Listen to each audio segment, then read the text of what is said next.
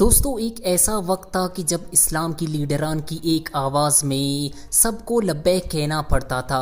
ان لیڈروں میں سے سب سے زیادہ تعداد مسلمانوں کی تھی اور ان لیڈروں کو تاریخ کبھی بھی نہیں بھولتی۔ دوستو آج کی ویڈیو میں بھی ہم آپ کو ایک ایسے لیڈر کے بارے میں بتائیں گے جن کو عالم اسلام میں بے حد عزت اور محبت کی نگاہ سے دیکھا جاتا ہے، اور اس لیڈر کا نام رجب طیب اردگان ہے۔ دوستو ویڈیو میں آگے بڑھنے سے پہلے آپ سے ایک چھوٹی سی گزارش ہے کہ اگر آپ نے چینل کو سبسکرائب نہیں کیا تو اسے ضرور سبسکرائب کر لیں۔ دوستو رجب طیب اردگان 1954 میں ترکی کے شہر استنبول میں پیدا ہوئے۔ والد کا نام احمد اردگان تھا۔ طیب اردگان نے اپنی ابتدائی تعلیم مدرسے سے حاصل کی اور اپنی بزنس ایڈمنسٹریشن کی ڈگری استنبول کی یونیورسٹی سے حاصل کی۔ دوستو یہ بات تو واضح ہے کہ جو لوگ اسلام سے محبت کرتے ہیں اور اس کے خاطر اپنا سب کچھ قربان کرنے کو تیار رہتے ہیں تو اللہ تعالیٰ ایسے لوگوں سے امت کے فیصلے کرواتا ہے۔ رجب طیب اردگان کا شمار بھی آج کے مسلمانوں کے با اثر شخصیات میں ہوتا ہے جن سے کفار کانپتے ہیں۔ رجب طیب اردگان نے جس طرح ترکی کو اس مقام تک پہنچایا ہے اس کی کوئی بھی مثال نہیں ملتی۔ انہوں نے ترکی کی معیشت کو دنیا کے چند ایک بڑے معیشتوں میں لا کر کھڑا کیا اور ترکی کو ایک مسلمانوں کی ملک کی پہچان دی۔ اس سے پہلے جب سلطنت عثمانیہ ٹوٹی تھی تو کوئی بھی مسلمان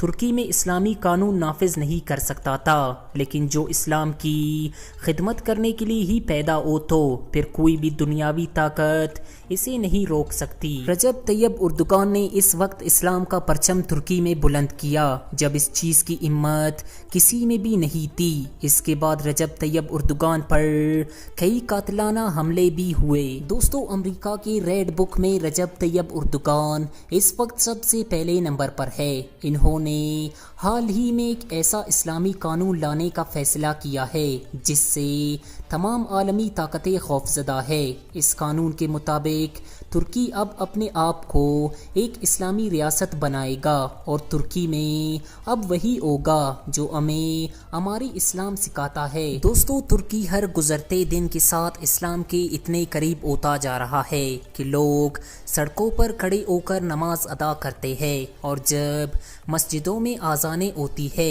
تو مسجدیں نمازیوں سے بھر جاتی ہے۔ یہاں سے آپ اندازہ لگائیں کہ اس شخص نے مسلمانوں کو اسلام کے کتنے قریب لا چکا ہے۔ جب سلطنت عثمانیہ ٹوٹی تھی تو اس سے 40 نئی ریاستیں بنی تھی۔ طیب اردگان کہہ چکے ہیں کہ میں اپنے ایک ایک ریاست کو واپس لاؤں گا۔ سلطنت عثمانیہ ٹوٹنے کے بعد جو ریاستیں وجود میں آئی تھی ان میں سعودی عرب، بحرین، مصر، لبنان، قطر، شام، فلسطین اور عراق جیسے ممالک شامل ہیں۔ دوستو یہ کام تو بہت مشکل ہے، لیکن ترکی نے سلطنت کے جانے کے بعد بہت سے زیادہ کام ایسے کیے ہیں جن سے ان کی دشمنوں کی تعداد میں اضافہ ہوا۔ امریکہ کو ترکی سے اتنا ڈر ہے کہ اس نے اس اکیلے شخص کو قابو کرنے کے لیے 2016 میں ترکی میں مارشل لا لگوانے کی کوشش کی جو مکمل طور پر ناکام ہوئی۔